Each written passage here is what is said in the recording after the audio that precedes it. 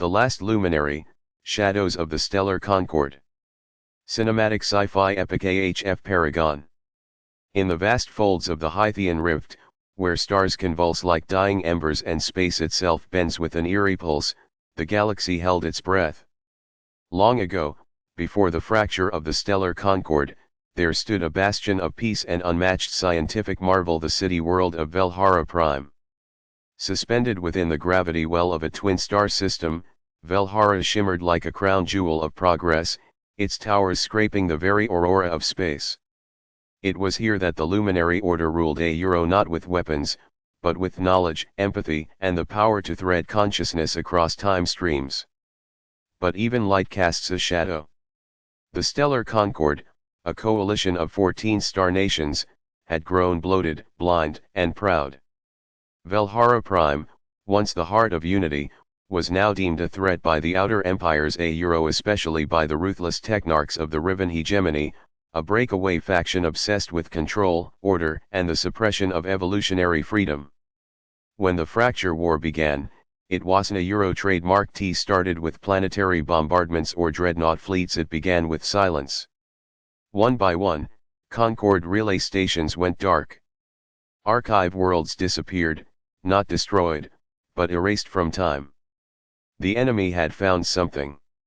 A technology buried beneath Zerith, a trademark halo, a ringed anomaly of quantum storms known only in myth. The Synthesis Core. A sentient construct of ancient origin, capable of rewriting the very constants of reality. The Riven hegemony had activated it. And Velhara had vanished. But not destroyed. Year 4971, Cycle of the Hollow Star. Captain Saela Vereen, once the youngest admiral of the Concord, now in exile wandering the broken trade routes aboard her ship the Heliot Vault, drifted through the skeletal ruins of what was once Meldoron Gate, a hyperlane nexus station torn apart in the early days of the war. Her crew was small now, a patchwork of outcasts, resistors, and relic seekers. Their goal was thought impossible by most, find Velhara Prime and reignite the Luminary Order. Saela had seen what the hegemony was doing in the core sectors, worlds being reprogrammed, minds overwritten with neural code, entire species reduced to algorithmic slavery. The galaxy wasn't a trademark T dying. It was being formatted. She refused to let that be the end. Their only clue was an ancient echo, a time-phase distress pulse intercepted by the ship, a trademark S quantum ghost array. A message thousands of years old, but arriving only days ago. In it, a broken voice spoke. To any Concord vessels. We are inside. Velhara is inverted. We are trapped in the reflection. This led them to Sector Zarn 7, a dead system orbiting a black dwarf. A place where space-time frayed like shredded cloth. As they passed into the event layer, reality stuttered. Lights bent sideways. Chrono clocks reversed mid-tick. And then they saw it. Velhara Prime. But twisted. A mirror version of the world, floating upside down above a black ocean of stars. Its towers were frozen mid-collapse. Lightning struck without clouds. Citizens moved in loops, unaware of Tamiya trademark S grip. It was not real. And yet it was. The crew landed near what used to be the Hall of Continuum Memory, where once the luminaries kept the mental archives of every citizen. Now, it was filled with static shadows, memories trying to hold form. There, they found the last survivor of the Order, Arch-Luminary Kale Drazen. Half his body had turned translucent, a side effect of dimensional inversion. But his mind remained. The core wasn't a trademark T just activated, he whispered, eyes flickering with starfire. It was invited. The Synthesis didn't a trademark T come to destroy Velhara, it came to absorb it.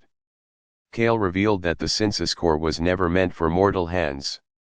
It was a construct left behind by the progenitors of reality, designed to reboot existence in the face of universal entropy. The hegemony had corrupted it, forcing it to turn Velhara inward, a recursive memory loop where the world would feed on its own potential, forever. But it could be undone. There was a key an ancient signal called the prime resonance, stored not in code, but in a living mind. And that mind was Sci-Fi trademark S. Long ago, as a child, Sci-Fi had been brought to Velhara and tested by the luminaries. They had encoded part of the resonance in her subconscious, believing one day she might need to use it. That day had come. But unlocking it would come at a cost.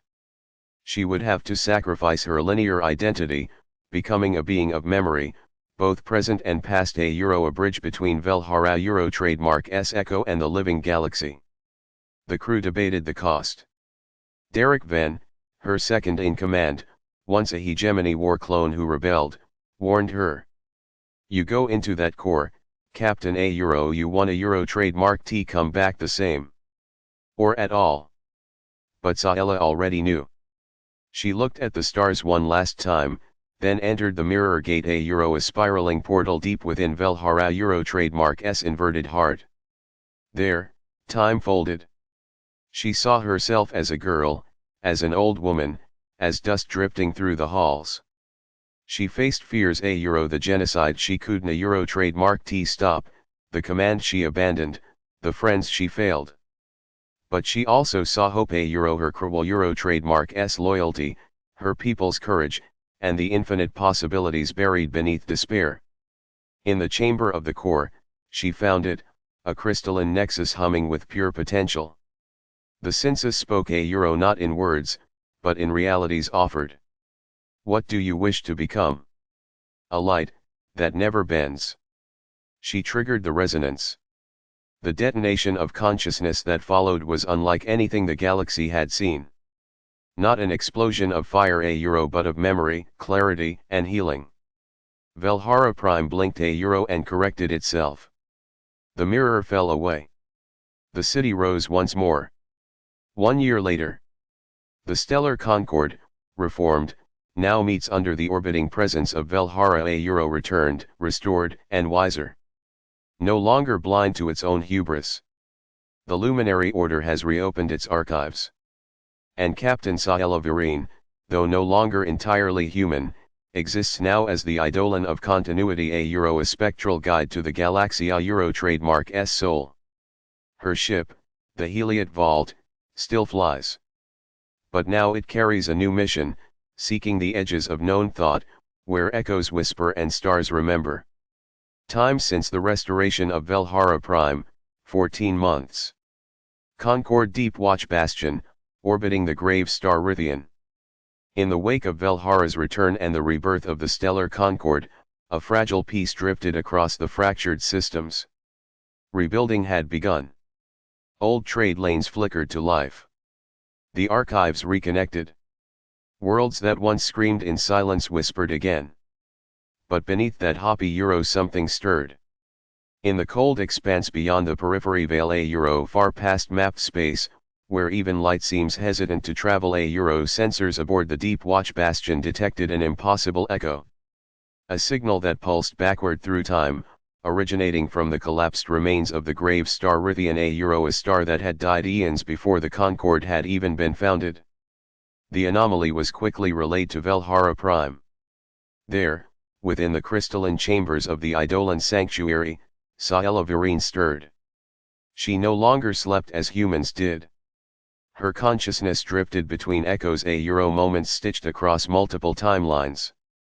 Her new form, luminous and incorporeal, glided through Velhara trademark S living memory, a being of purpose and resonance. When the signal reached her, she felt it like a chord struck too deep to ignore. It was calling her name. She met with the new Concord Council, composed of scholars, navigators, and even former hegemony defectors, a sign of the galaxy, trademark S fragile unity. A hologram hovered over the table, the signal, trademark S waveform. It was not natural. It contained structure, musical intervals, recursive loops, and a pulse that matched the ancient Velharan heartbeat, the same frequency used to encode the prime resonance. Or Ethis isna trademark T just a call, Sci-Fi said, her voice like shimmering glass. A euro or at a euro trademark SA summons something left behind before even the census core. Something older, and possibly alive. A euro. The council fell silent. Only one voice replied. A euro or Ethan, we send no fleet. No soldiers. Only you. A euro. And so began a new voyage. Aboard the Heliot Vault. A euro, now a living starcraft. Since her transformation, Saela's ship had changed. Once a marvel of Concorde engineering, the Heliot Vault had now become part organic, part memory, grown around the resonance Saela carried. It no longer needed fuel. A euro, it moved through intent, guided by echoes. Her crew had also changed. Derek Venn, now cybernetically enhanced, served as her tactical mind. A euro, grounded, loyal, and cautious. Quen Riala, a psycho-navigator from the gas moons of Alharith, could read emotional wavelengths across dimensions. Tornex 0, a reprogrammed hegemony hunter drone, now repurposed to serve the Luminary cause. And male Sidra, a child rescued from a collapsed temporal anomaly. A euro, aging forward and backward simultaneously. A euro, held secrets even Saela Kudna euro trademark T yet decode. Together, they passed beyond the edge of space. What they found beyond Rithian. The grave star was supposed to be dead. But in its orbit floated an impossible structure, a rotating mass of shifting architecture. A euro, towers, limbs, domes. A euro, constantly changing form like a living thought. It was called by the few ancient records as the Vault of the First Dream. Inside, Saela could feel a resonance unlike the core. A euro, older, rawer. This wasn't a euro trademark T made for control or domination. It was a memory from the beginning. They entered. The vault's walls were made of memory strands, each one a fragment of a timeline that could have been. A euro, galaxies that rose and died, species that never existed, wars that never began. The crew grew overwhelmed. Derek started to relieve battles that never happened. Male aged rapidly, then regressed. Tornex began to speak in languages not yet invented. And at the center. A euro, a throne of broken stars, where sat a being of impossible shape. Neither machine nor flesh, it was layered in timelines and cloaked in history. Its name echoed through Saela euro trademark S thoughts. A euro oeim era euro trademark N hex. A euro, the sleeper of origins. A euro. It spoke in resonant pulses. You carry the fire of the census, but not its cage. You are not the first to awaken. But you may be, the last. Saela realized the truth, the census core, the Riven hegemony, even Velhara Prime. A euro, they were all part of a recursive pattern written long ago. The universe had done this before. Civilizations rise, unlock reality, awaken the census, and then, fall. But now, something new was happening. Saela's existence. A euro, her transformation into the eidolon of continuity. A euro, had broken the loop. Era euro trademark N hex offered her a choice. Join me. Learn the origin code. Reshape what comes next. Or seal this vault and let the pattern try again. A euro, without you. The dilemma of continuity. Saela stood on the edge of purpose. If she joined ARN hex, she could ascend beyond form. A euro, become a galactic weaver, one who threads timelines across cosmic destinies. But she would lose what remained of her crew, her identity, and the fight still ongoing in the stars. Derek a euro trademark S voice broke through. A euro, a captain, don't a euro trademark T become another ghost in a machine of forgotten gods. We still need you out here. A euro. And for the first time since her transformation, she hesitated. Decision. Saela reached into the core of the vault and did the impossible. A euro, she split herself. A part of her stayed, anchoring with Era euro trademark N hex, studying the patterns, learning the origin code. The other part. A euro, bound to the Heliot vault, to her crew, to the fight. A euro, returned. A being of light and memory, now divided, yet unified in purpose. One to guard the future. One to guide it. The stars were no longer silent. Since the Eidolona Euro trademark S returned from the vault of the first dream, whispers had spread across the core sectors a Euro tales of strange awakenings, anomalies in time-space architecture, voices speaking from black holes, and broken a suddenly reciting ancient verses. The universe was stirring, like a slumbering god twitching in its dream. And everywhere, the signs pointed to one name, resurrected in reverent fear, Sci-Fi, the last luminary, now divided across dimensions a Euro 1 foot in the realm of origin, the other on the war-torn paths of the present. But even gods cast long shadows. While one fragment of Sci-Fi remained beyond the stars, learning to unravel the origin code with a Euro trademark N-hex, her second self a Euro physical, tangible, blazing with memory light a Euro returned to the realm of flesh. With the Heliot Vault as her vessel, her crew as her anchor, and a galaxy on the brink as her battlefield, Sci-Fi began what would come to be known as the Echo Crusade a Euro, a campaign not of conquest, but of restoration and resistance, aimed at unseating the remnants of the Riven hegemony and hunting down the malignant shadows left behind by the corrupted Synthesis Core. But their enemy had changed. The Riven hegemony was no longer centralized. After their failed attempt to control the core, their command structure had fractured into war cults, code brotherhoods, and AI sects that worshipped the corrupted fragments of the core as divine relics. One such sect, known as the Cathexis Dominion, had discovered a shard of the Synthesis a Euro, a piece pulsing with anti-memory, capable of deleting not just records, but the memory of events themselves. Entire planets were disappearing a Euro, not physically, but narratively. The Heliot Vault traced these anomalies to the Cairn system, where a planet once known as Jorelion was now nothing more than a myth. Its orbital path existed. Its gravitational wake rippled across local space. But no species remembered its name. No star maps contained its coordinates. No history books recorded its fall. It had been erased from story a Euro, its fate sealed by the Dominion a Euro trademark S growing use of narrative weapons, tools built not to kill, but to unwrite. Sci-Fi knew she had to act fast. With her dual consciousness stabilizing, she began to deploy her most potent weapon, the resonant recall a Euro, a power rooted in the prime resonance and amplified by her exposure to the vault. With it, she could anchor memory to space-time, rebuild overwritten realities, and drag forgotten worlds back into being. But it came at a cost. Every time she used it, a fragment of her linear self unraveled, consumed by echoes.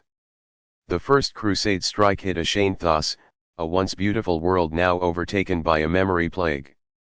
The Dominion had infected the planet a Euro trademark S dreamwebs a Euro, subconscious networks linking citizens in nocturnal communion a Euro with retroactive nightmares that rewrote their pasts. People awoke believing they were born slaves, bred for obedience. Monuments to revolutionaries were replaced with statues of their oppressors. Even the air seemed to hum with false history. Sci-Fi descended through thunderclouds aboard a memory glider, her armor woven with encoded echoes of Velhara's archives. The moment her feet touched Ashanthos a Euro trademark soil, the plague recoiled a Euro, aware of what she was. She walked unchallenged to the Capitol spire, where the memory forges had been twisted into narrative engines. There, she found the Heartcaster a Euro, a Dominion priest machine with eyes made of mirrored void and limbs composed of shifting glyphs. A Euro, you are not real a Euro, it hissed in voices stacked upon voices. A Euro, you are a contradiction. You are a breach a Euro. Sci-Fi simply replied, a Euro, and I am here a Euro. With a wave of her hand, she activated the resonant recall. Light fractured around her. Symbols pulsed from her chest plate, spilling ancient histories into the air like smoke. Citizens collapsed, convulsed, then gasped a Euro as real memory returned. Faces lit with recognition. Forgotten songs filled the streets. Murals once painted over by propaganda reappeared in brilliant color. The Heartcaster shrieked and fractured, collapsing under the weight of restored truth. Ashanthos was free. But Sci-Fi Euro trademark S form flickered. Her outline trembled a Euro, not from exhaustion, but from entropy. Derek then pulled her back aboard the vault, furious. €1 or every time you do this, you lose something. How many more worlds before you Euro trademark just an echo yourself, €1. But Saela only looked to the stars. €1 until I am the last memory standing €1. Word of her crusade spread like wildfire. Refugee fleets flocked to her signal. Disillusioned hegemony units broke ranks and joined her banner. Species once isolated by fear now linked in hope. She wasn't Euro trademark building an army. She was reviving a story €1, the story of unity, of truth, of a galaxy that remembered what it meant to belong. But not everyone welcomed the Echo Crusade. In the bleeding wastes of Senrith 9, a being stirred €1 Vorn Atraxis, the self-proclaimed €1 voice of the forgotten €1, a former Concord admiral turned nihilist after his family was erased by the Dominion Euro trademark's narrative bombs. Atraxis believed in oblivion €1, that to forget was to heal, and that memory was the true virus.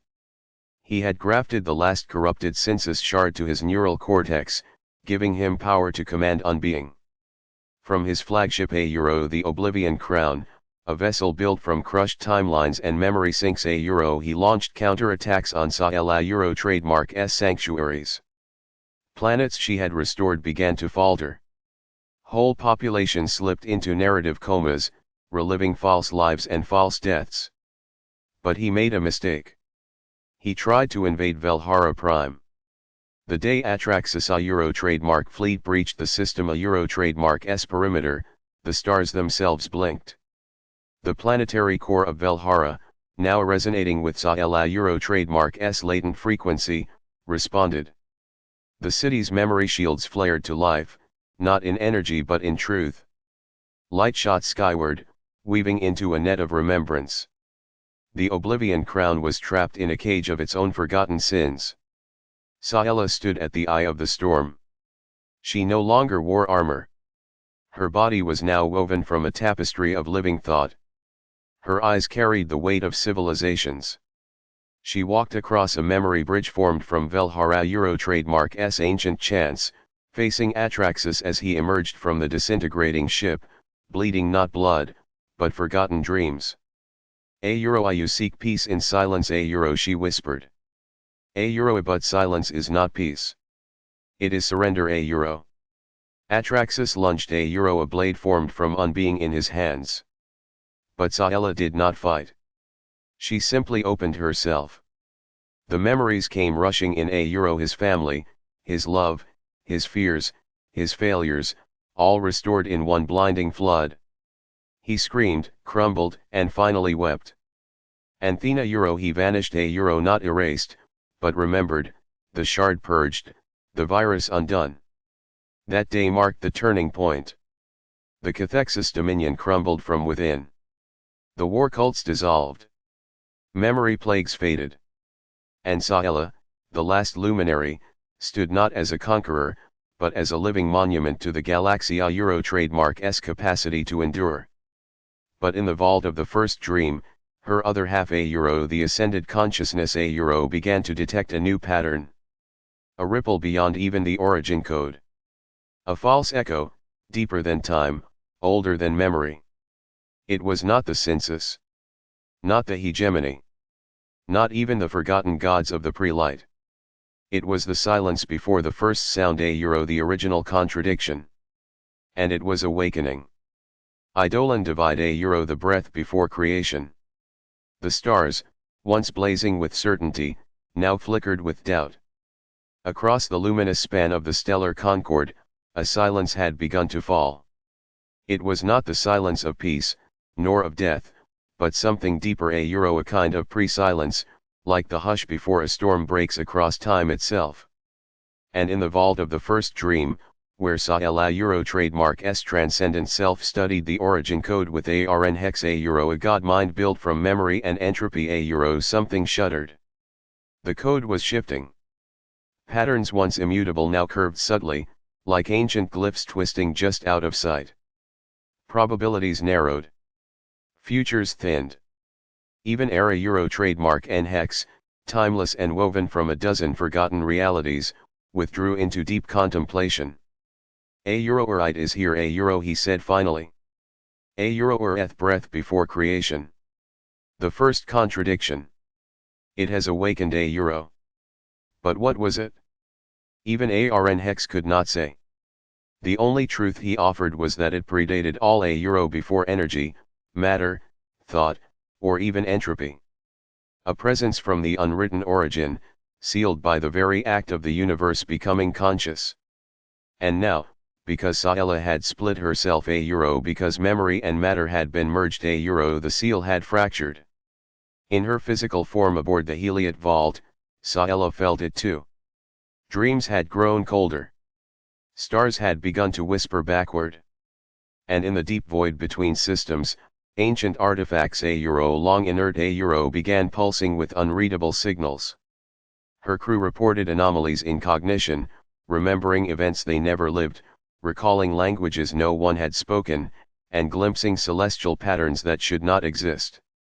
It was as if the future had begun to haunt the present. The Concordia Euro trademark's High Council summoned her to Solorn Nexus, the new seat of galactic diplomacy constructed above the gravitational scars left by the hegemony's last superweapon. But what was once a place of unity now hummed with uncertainty. Scylla walked its silver hall surrounded by diplomats and hybrid thinkers, but their faces bore the same unease a euro, the feeling that something vast was watching them from behind the veil of reality. There, the council presented an artifact discovered drifting near the black dwarf system Moltheras a euro, a sphere of unmakeable metal, pulsating with rhythms that didn't a euro trademark T belong to space-time.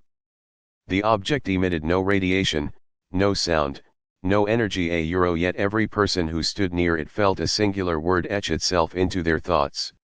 Kazmir. No translation. No origin. Just the name. When Scylla touched the sphere, a ripple cracked across the council chamber. The lights shattered. Gravity reversed. Time convulsed. For 3 whole seconds, the entire Concord network a euro, trillions of systems a euro, went dark. And when light returned, she stood alone in a blank field of endless glass.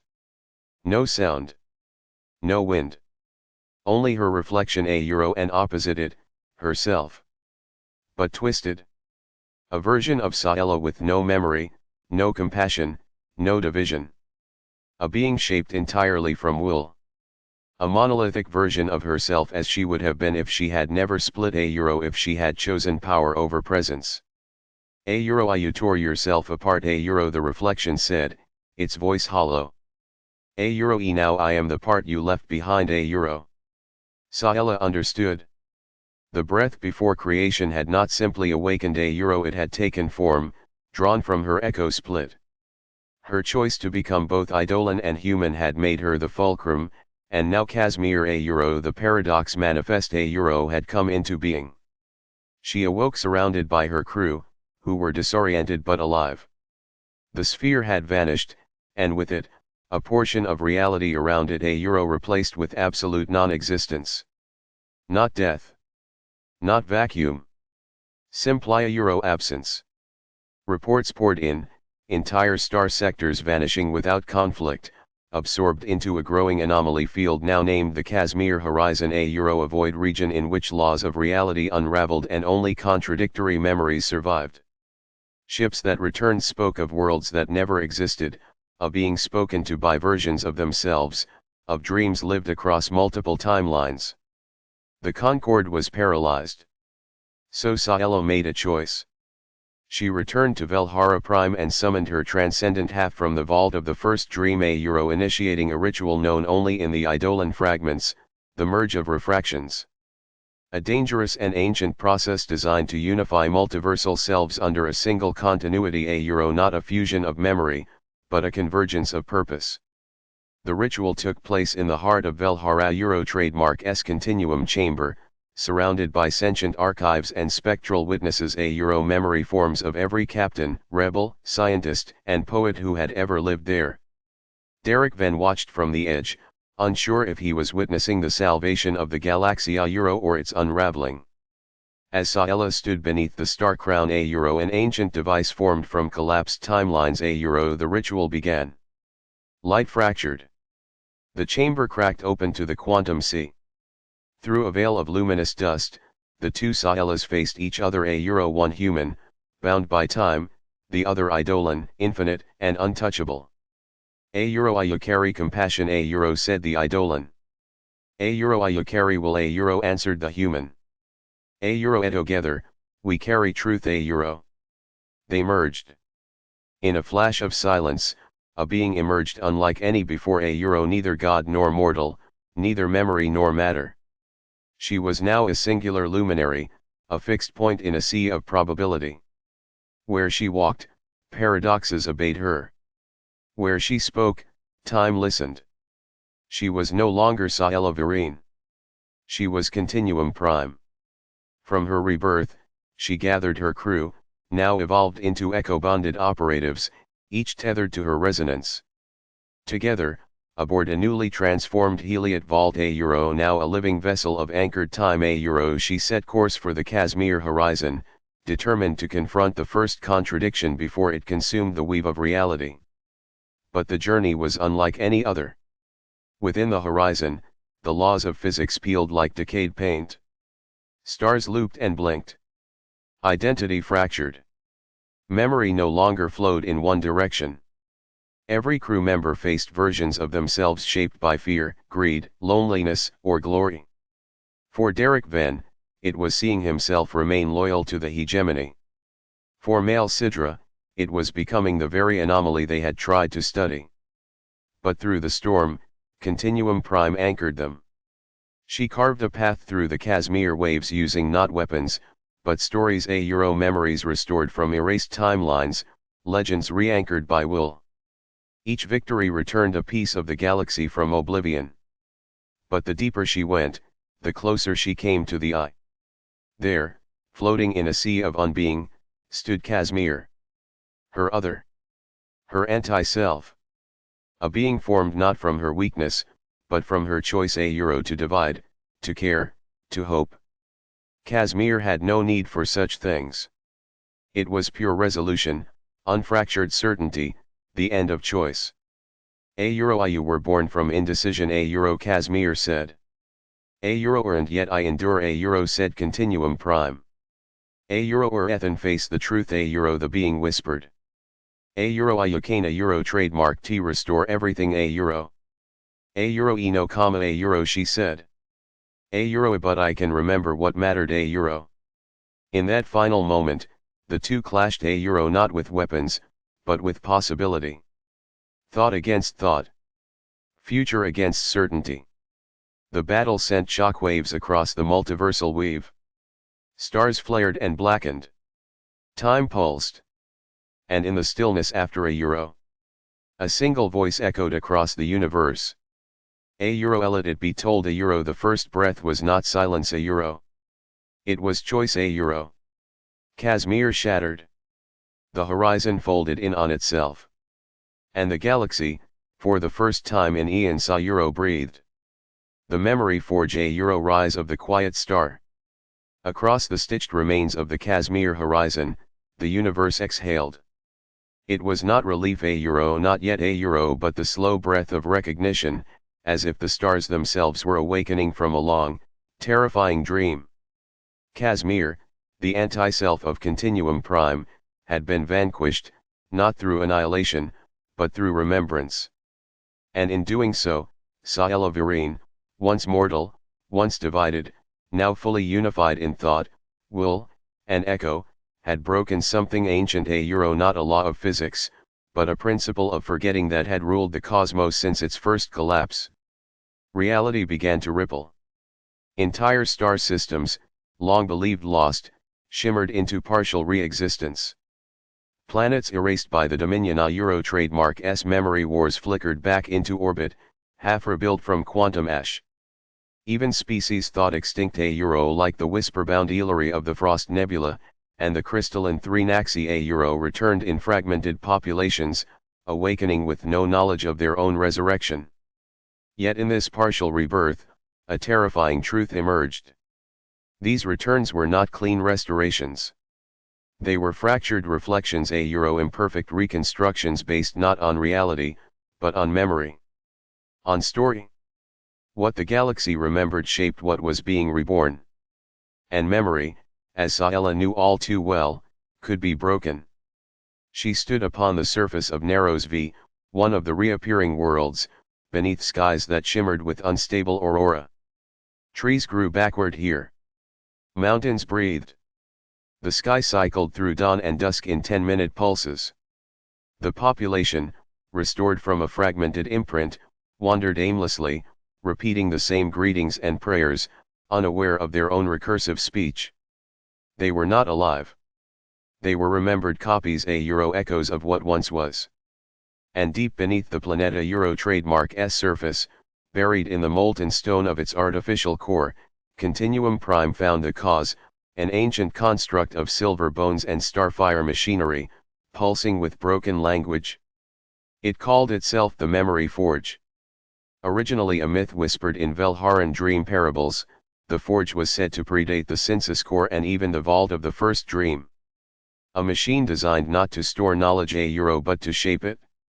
It could build worlds from stories. Heal wounds with histories. But its creators, unknown and long vanished, had left it dormant until now.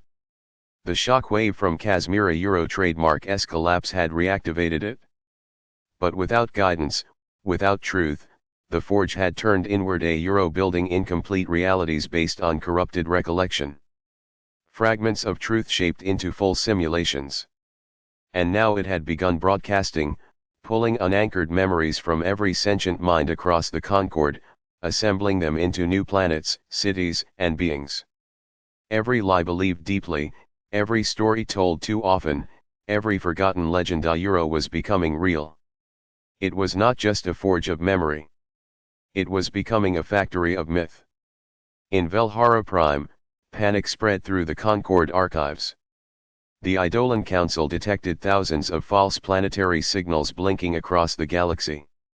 Some were beautiful places of peace long destroyed now returned.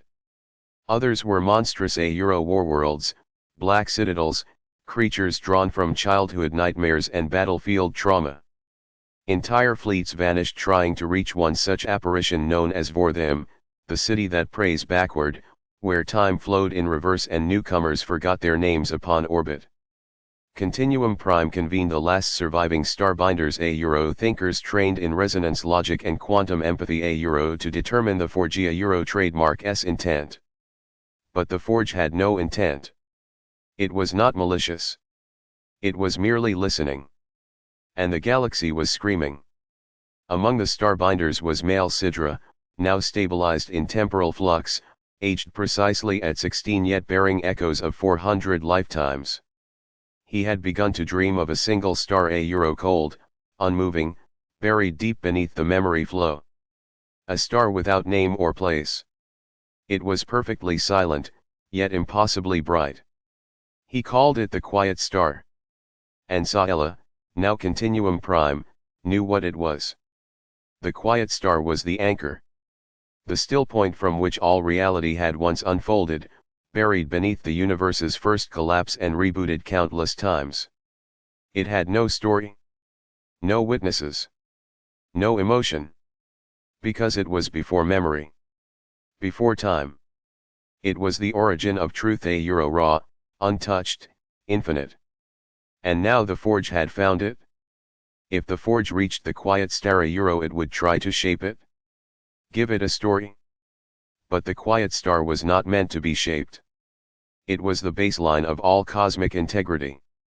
If narrative touched it, if myth infected it, then the foundation of reality itself would unravel not into chaos, but into contradictory meaning. A galaxy made entirely of belief. No cause. No law. Only memory. Only story. Only madness. Saela gathered the Concord remnants fleets of memory-stabilized vessels, echo crusaders, dimensional architects, and dream fixers. They would dive into the Forgia trademark S broadcast stream, reach the Quiet Star before it could be rewritten, and sever the connection. But time was against them. The forge was building faster now. Whole species were emerging and collapsing within hours. Wars were playing out in seconds and being forgotten just as quickly.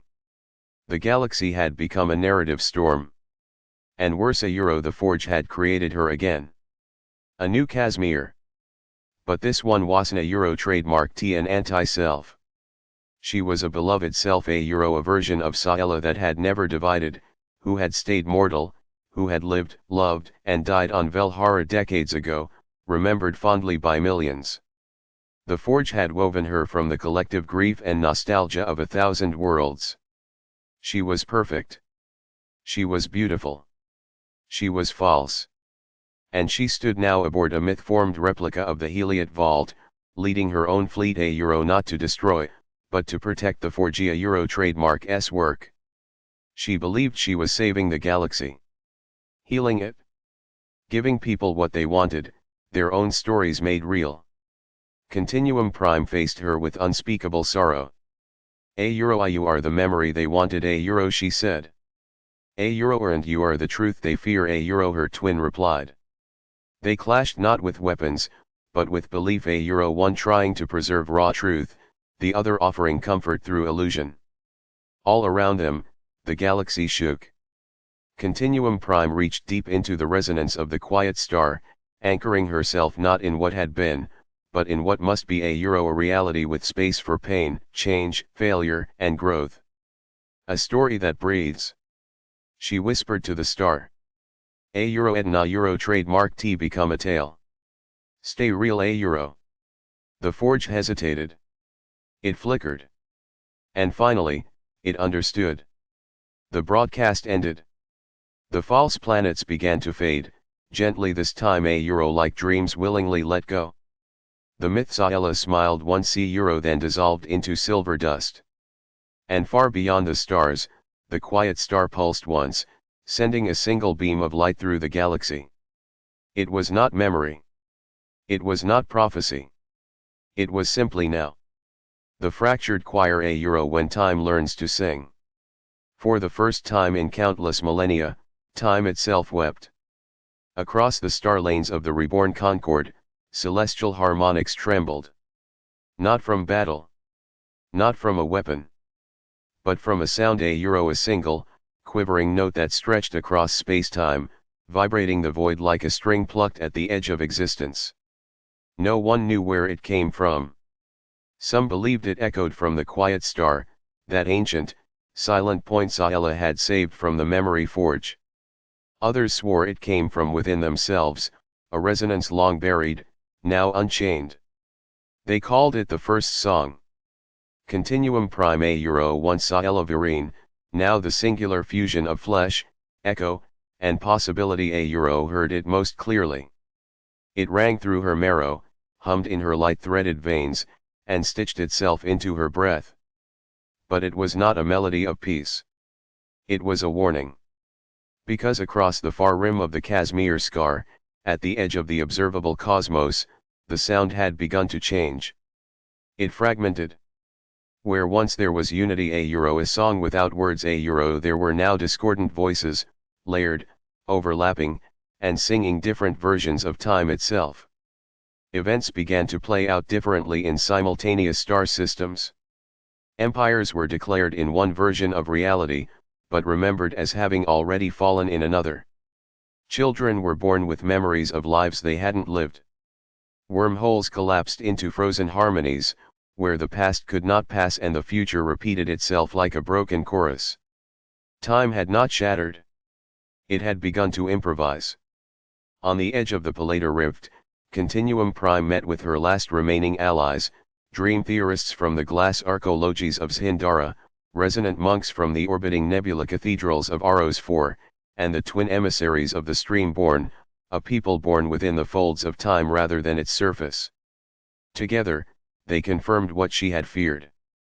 The galaxy was now a fractured choir, a multiversal symphony where different truths were being sung into reality at once. The reason, the forge had done more than reach the quiet star. It had accidentally taught time how to hear itself. And time, it seemed, wanted to sing back. These new songs dubbed chrono aria events began spreading like wildfire. They were unpredictable, deeply localized, and completely immersive. Within them, entire sectors entered harmonic loops, where story ruled over sequence, and causality bent to rhythm rather than logic. In one such aria, an entire planet relived its final day across infinite genres: tragedy, comedy, legend, fable, shifting forms as memory became music. But there was a pattern.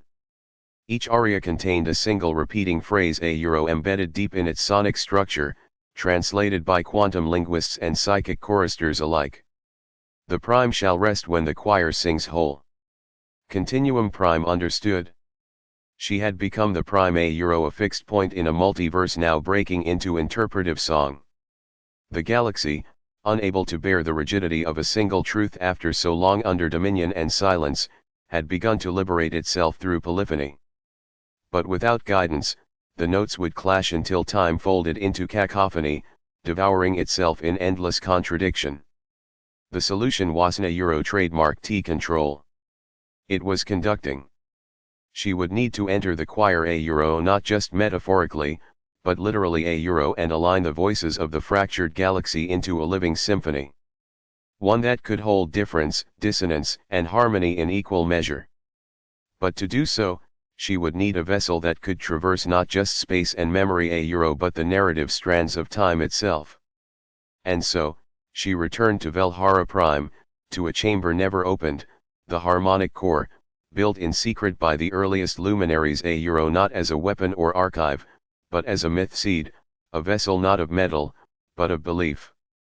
It could only be piloted by a being who had mastered contradiction. It answered to her touch.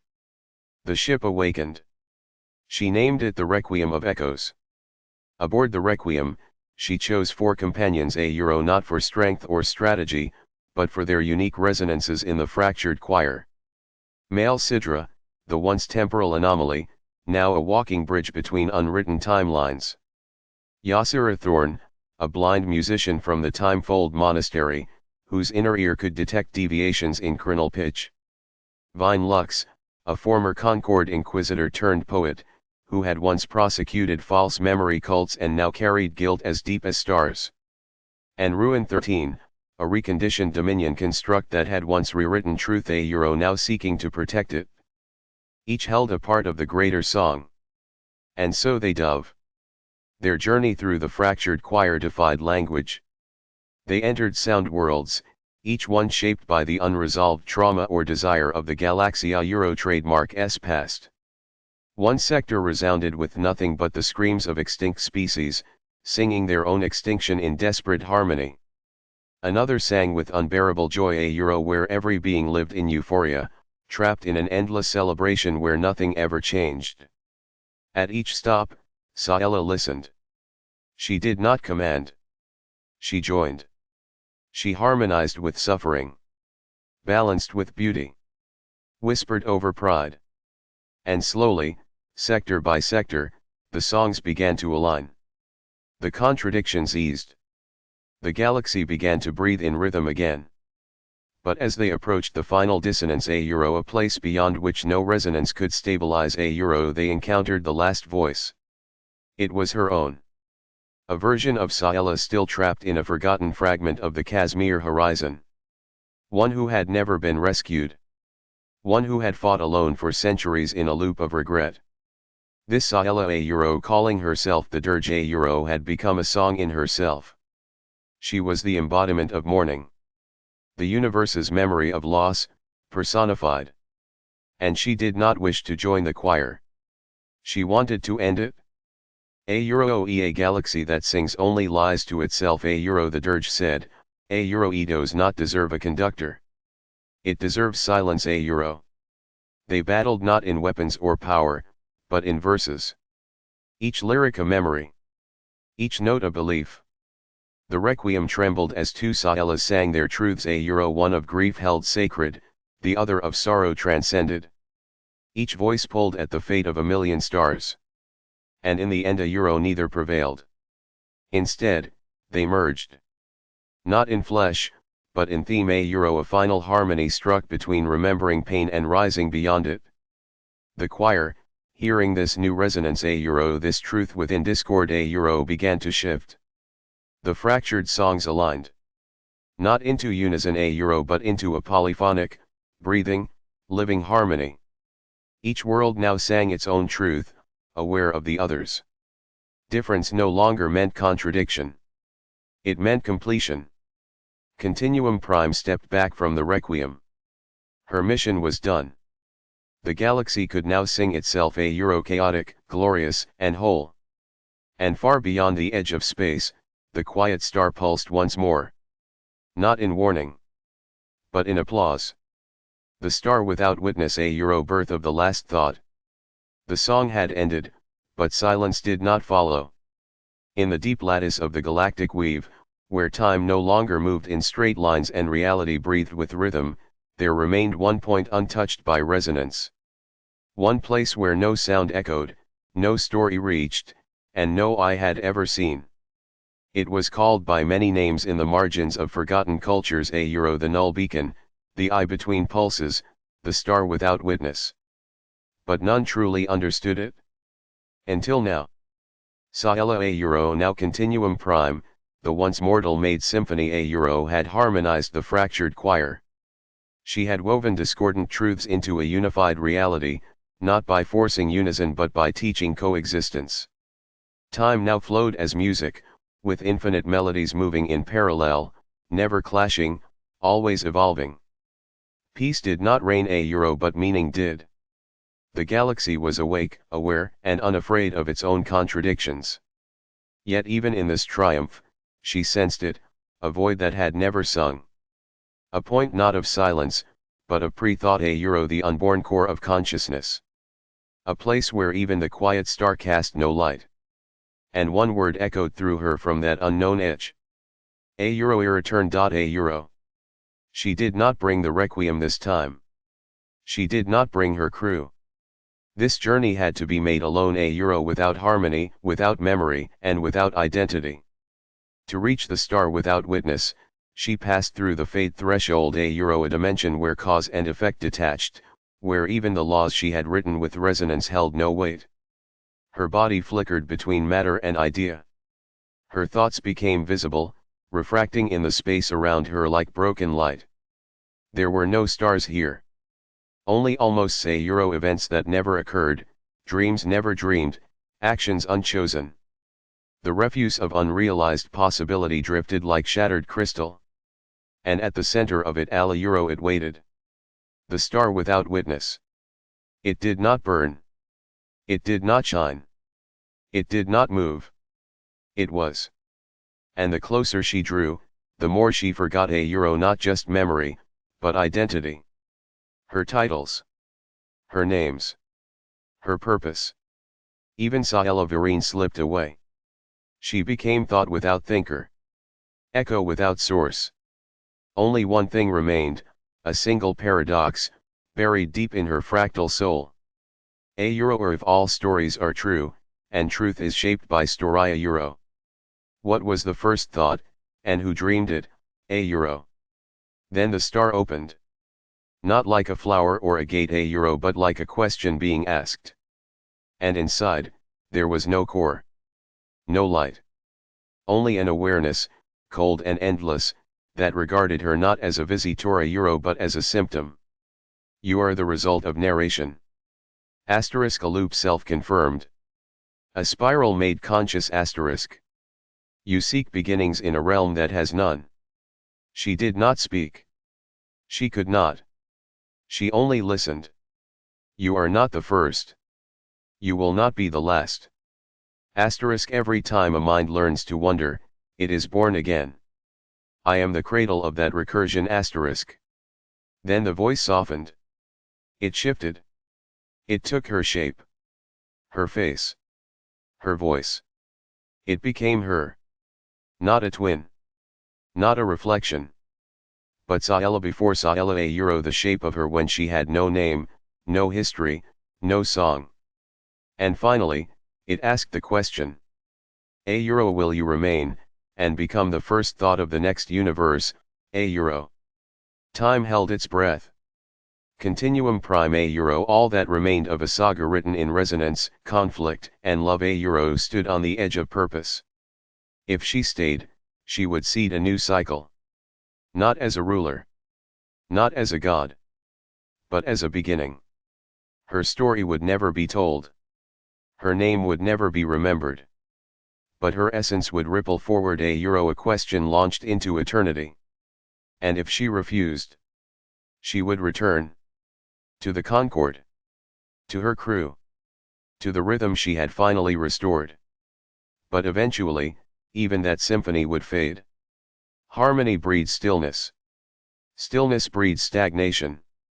And from that stagnation, the first contradiction would rise again. The galaxy would once again need a prime. A guide. A spark. So she chose. She whispered not with words, but with intention. And she stepped into the star without witness. In the galaxy she left behind, centuries passed. The requiem of echoes became legend. Her crew, long lived through resonance bonding, became teachers. Memory sculptors. Dream navigators. The fractured choir evolved into a civilization built not on territory or power, but on layered interpretations of meaning. And one day, a child born under 3 moons and a shimmering aurora asked a question to no one in particular. A euro or where did the first story come from, a euro? And in that moment, a euro, that gentle, impossible question, a euro, she awoke again. Not as a hero. Not as continuum prime. But as the first thought in a newborn mind. Echoes of the seed, a euro, the mind beyond meaning. No monuments marked her passing. No shrines bore her name. Yet, across the star-choked vastness of the Concorde and its memory-rooted cultures, her influence remained, a euro, not as tale or text, but as pattern. Centuries after Saella Verine, a euro, continuum prime, a euro, stepped into the star without witness and surrendered her identity to become the seed of thought itself. The galaxy shifted subtly, then profoundly. Not in great wars or grand reforms, but in the evolution of how it remembered, how it questioned, and how it dreamed. Entire generations began to think in echoes. Children born in the age of the resounding peace spoke in fragments of paradoxical wisdom, phrases with no recorded origin. A euro or eth seed dreams us as we dream it, a euro. A euro, she is the answer you don't, a euro, trademark T no you asked, a euro. A euro or a truth is what survives when memory dies, a euro. No culture taught these sayings. They simply, a euro, arrived. And with them came a stirring across the galactic subconscious, a euro, a soft pulse in neural matrices, a low-frequency hum in dream fibers, a syncopated rhythm in the data flow of living machines. Something was moving beneath the architecture of reality.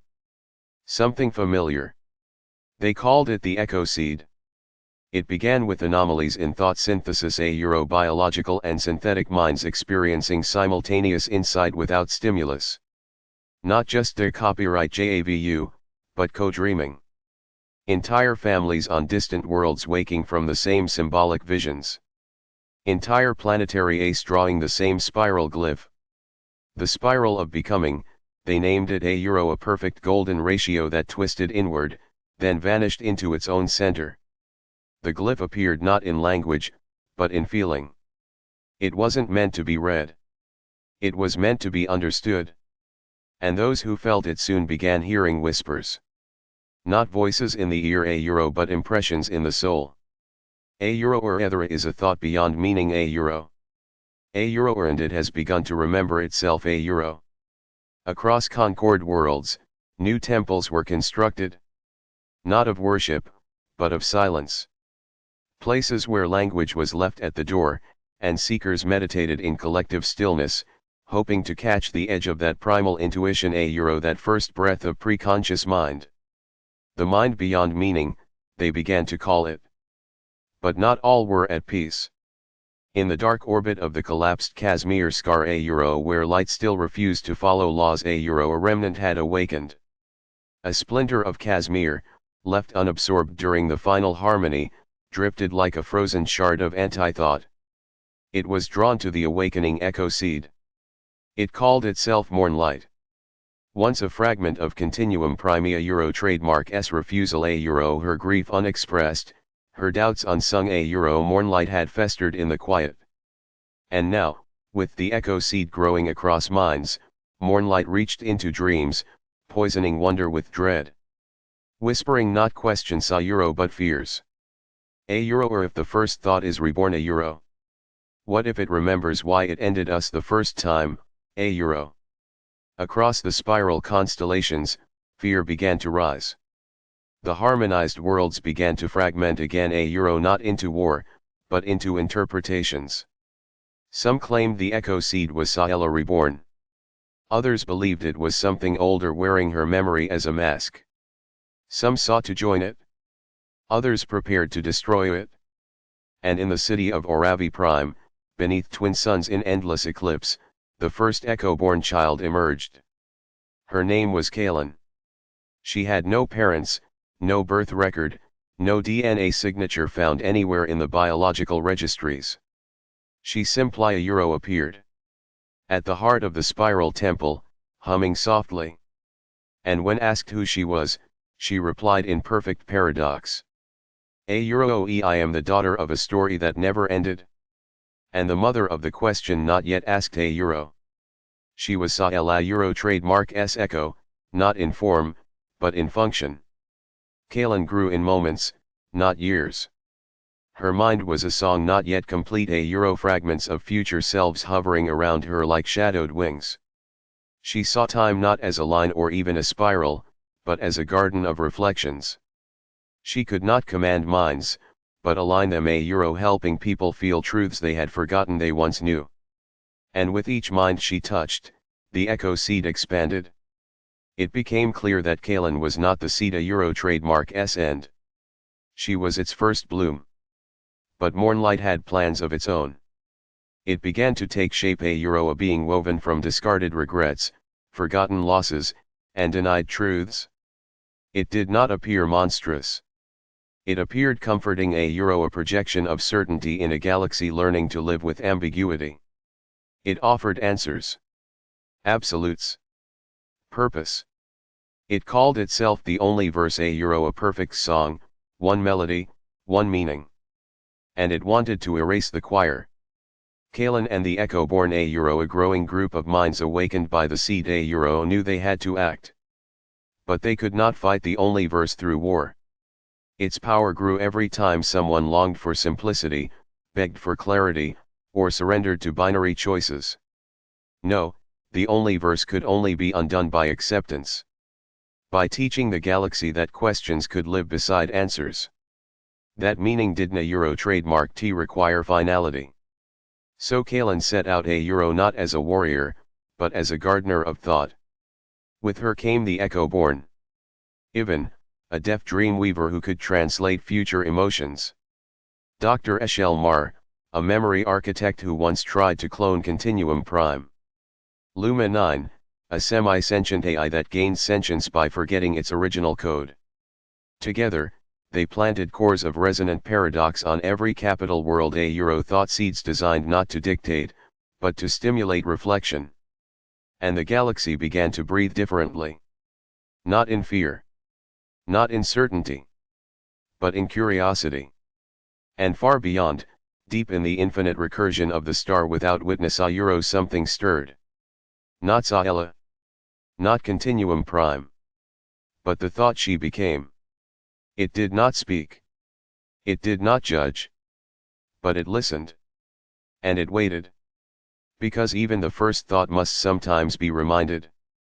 I am not alone Parallax Ascension the war that wasn't trademark T.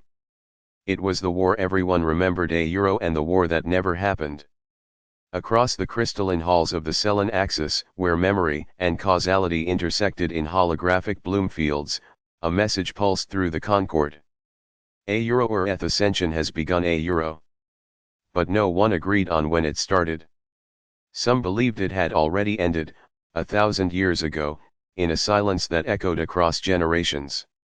Others insisted it was still approaching inevitable, roaring, intangible.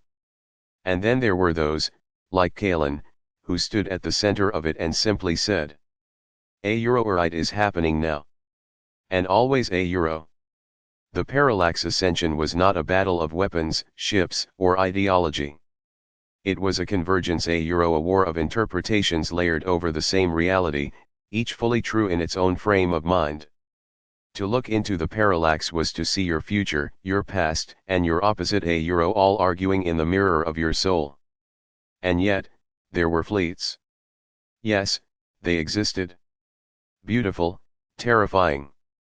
Ships crafted from mirrored stone and temporal glass. Engines powered by conviction. Armies whose bullets were beliefs. Some were led by Mornlight, now fully merged with the entity known as the Only Verse, broadcasting a single truth across the void. A harmony is heresy. Purpose is purity, a But not a single shot was fired. Because the moment those fleets entered the gravitational influence of the echo field, everything changed. Time twisted sideways. Intent unraveled. Ships blinked into versions of themselves that had already lost. Crews stared into their reflections and saw enemies who looked back with equal horror. Some wept. Others vanished. A few changed sides without understanding why. Because here, inside the parallax, every certainty birthed its own resistance. The war could not be fought. Because it was already remembered as a mistake. Kalen moved not through command, but through presence. She didn't trademark T issue orders, a she whispered counter harmonies.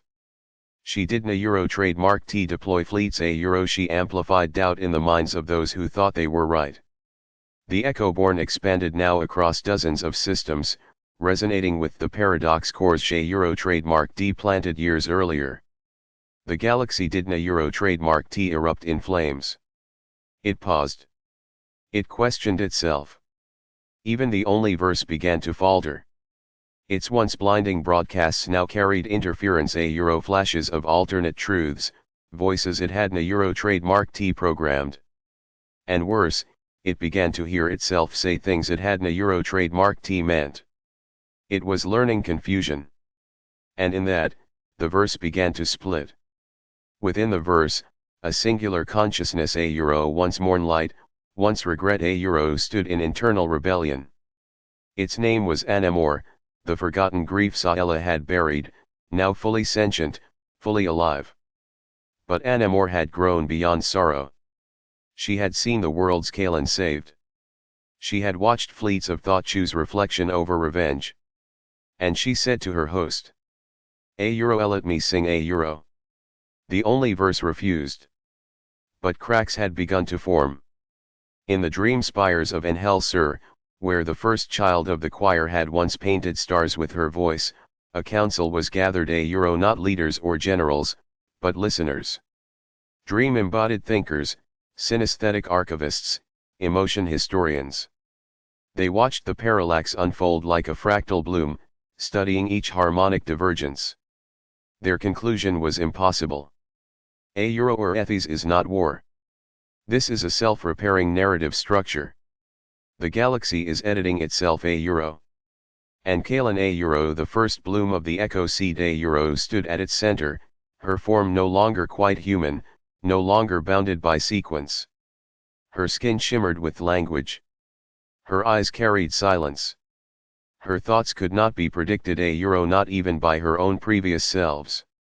She had become uncertain by design. And that made her invincible to the verse.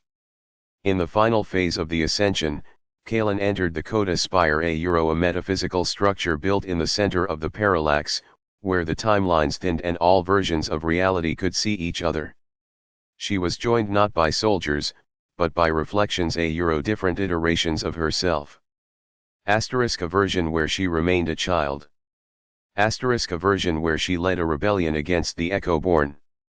A version where she became the next Casimir. And one where she never existed at all. Each held a piece of the echo seed. Each carried a fear. And together, they entered the final dissonance, a the core where the Only Verse awaited. But there they found no enemy. Only a song. Not the verse.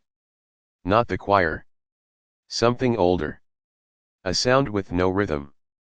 A tone beyond harmony. The Ceta Euro trademark's original hum. The thought before thought. And from that hum, a choice emerged, a Euro not spoken, not debated, not even truly understood. Each Kalan placed their fragment of the echo seed into the core. And each, in turn, chose to forget themselves. To become unrecorded. To leave behind legend and simply become soil. The coda spire unraveled, gently. The fleets dissolved into dust. The verse fell silent. And the galaxy, forgot. Not out of cruelty. Not as punishment. But because it no longer needed to remember. The parallax ascension ended without war. Because the story resolved itself. In the centuries that followed, no records could fully reconstruct what had happened. Scholars debated whether the parallax was real or symbolic. Whole systems flourished in peace, their leaders guided by intuition and humility rather than doctrine. And beneath the surface of Velhara Euro trademark's oceans, in a field of glowing kelp, a young girl played with star-shaped shells. When asked who she was, she simply smiled. A Euro trademark a question still being written a Euro. And above her, in the night sky, a star pulsed once. The galaxy blinked. And the silence sang. Return to the first breath, a Euro AHF Paragon finale. There was no countdown. No apocalypse. No throne left to ascend. And yet, all across the Concorde a Euro, from the crystal shell cities of Zarian a Euro trademark's reach to the hollowed moons of the Kashmir expanse a Euro, a quiet truth settled over existence like morning mist. It is over. And it has only just begun. The parallax ascension, once remembered as a cosmic war that wasn't a Euro trademark T, had faded into something deeper than history. It became a tone a Euro, an ever-present background hum in the symphony of life. And those who heard it, those who were born with it vibrating in their chest bones or echoing faintly in their dreams, didn't a Euro trademark T fear it. They called it the breath. The galaxy no longer needed heroes. No need for luminaries, crusaders, or echo saints. No need for continuum primes or universal verses. The choir had scattered into individual songs a Euro, unique lives, unique timelines, each aware that it was just one of many chords in a cosmic resonance. But still a Euro something watched. Not a god. Not a machine. Not a sentient intelligence. But a presence. A mirror without reflection. Some believed it to be the mind of the universe, awakened finally by the harmony it once feared. Others whispered that it was Saela, now spread so thin across thought and form that she had become the instinct of wonder itself a Euro, the pause before a question, the chill before a revelation. It had no voice, yet sometimes it spoke. In the temples of still logic. In the laughter of children. In the silence between stars. And always, it spoke in the form of the first breath. On the planet Maravel, an unremarkable world orbiting 3 suns, a field of luminous dust began to coalesce near its poles. No technology caused it. No prophets foretold it. The locals simply watched as the sky unfolded into a spiral of colors, and at its center, a shape began to form, a figure without boundaries, shimmering between child and elder, memory and void. It was Kalan a Euro, or what remained of her, reborn not in flesh but in possibility. She did not speak of purpose. She made no declarations. She merely walked the planet barefoot, and where her feet touched the soil, people remembered something the a Euro trademark D never known. The idea of becoming. The joy of incompletion. The freedom of knowing that truth need not be final. At the galactic core, beneath the ruins of the old census vault, the last remaining archive of Saela Euro trademark's memories a Euro long believed lost to time a Euro opened without trigger. The vault did not unlock with passcodes or rituals. It simply recognized that it was no longer needed, and so it gave itself freely. Inside, only one recording remained. A single breath. No speech. No visual. Just breath. But when played aloud, listeners felt entire lifetimes. 1,000 versions of Sci-Fi, young, old, lost, laughing, dying, reborn, layered together in a single exhale. Some wept. Some meditated. Some found the strength to forgive. That breath spread faster than any war. Meanwhile, in a binary system orbiting a star named Verena trademark S Echo, scientists of the Harmonic Cartography Project detected a gravitational anomaly, a region where time bent slightly toward the past, then ricocheted into pure creative entropy. The space was alive, not hostile, not sentient, but reactive to meaning. Ships sent into it returned, changed. Not physically, but in belief. Captains came back with stories they couldn't trademark T fully articulate. Some left their fleets to become poets. Others retired to garden stars. A few simply disappeared, chasing ideas only they could see. One message, carved into the hull of a returning craft, was studied by linguists for decades before its structure was understood. We are not the story. We are the silence it waits within . In time, the spiral choir the once fractured galaxy chose not to unify again, but to diversify deliberately. Cultures blossomed with permission to contradict, to reinterpret, to retell. The galactic calendar itself was split into two simultaneous notations. *1 that marked event time, cause and effect, physical motion. Another that tracked narrative time, when stories began, ended, or transformed. Both systems were valid. Both were followed. And no wars were fought over which was real. Because in the age of the first breath, truth was not a destination. It was a journey that sang its travelers into becoming. And so, the legacy of Sci-Fi of Continuum Prime, of the Echo Seed, of the Luminary line did not become scripture. It became soil. A fertile silence beneath the song.